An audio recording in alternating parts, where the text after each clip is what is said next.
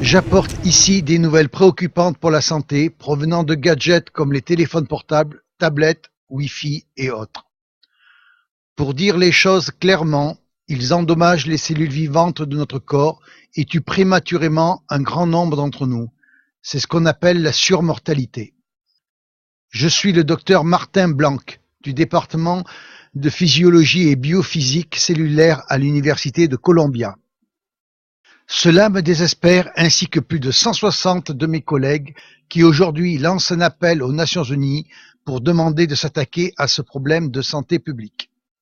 Nous sommes tous des scientifiques et des ingénieurs compétents et je suis ici pour vous dire que nous avons créé quelque chose qui est nuisible et qui est en train d'échapper à tout contrôle.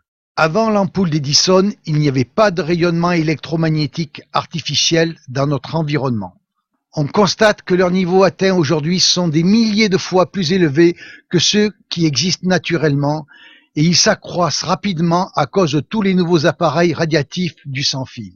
Un exemple, une foule d'entre nous a en ce moment dans la poche un téléphone mobile. Une étude montre qu'en même temps que l'usage du téléphone portable s'est largement répandu, l'incidence du cancer cérébral chez les jeunes a plus que triplé.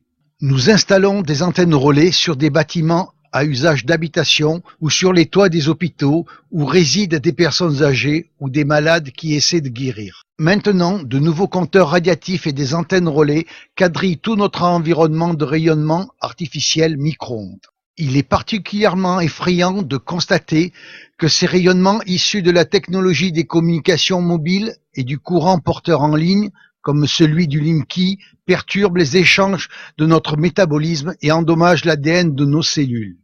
Il est clair pour de nombreux biologistes que cela peut expliquer la prolifération des cancers. Les générations futures, celles de nos enfants, sont maintenant à risque. Tous ces biologistes et scientifiques du monde qui lancent l'alerte ne sont pas entendus par les autorités de santé qui établissent les normes de sécurité.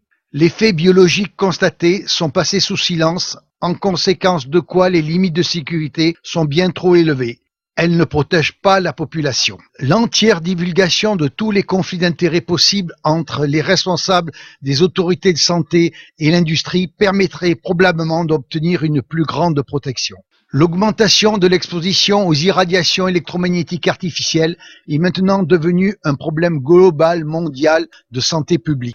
L'Organisation mondiale de la santé et les organismes internationaux de normalisation n'agissent pas actuellement dans l'intérêt de la santé et du bien-être des personnes. Les règles internationales d'exposition aux champs électromagnétiques artificiels doivent être renforcées et refléter la réalité de leur impact sur notre corps et en particulier sur notre ADN. Même si nous sommes toujours en plein cœur d'une grande transformation technologique, cela fait longtemps qu'on aurait dû s'occuper des effets délétères biologiques et sanitaires de ces irradiations. En réalité, nous faisons tous partie d'une vaste expérience biologique sans notre consentement éclairé. Pour protéger nos enfants, nous-mêmes et notre écosystème, nous devons réduire l'exposition en établissant des recommandations plus protectrices. Alors, aujourd'hui, des scientifiques du monde entier adressent un appel aux Nations Unies, à ses États membres et à l'Organisation mondiale de la santé pour qu'ils prennent en main la gestion de cette crise de santé publique émergente.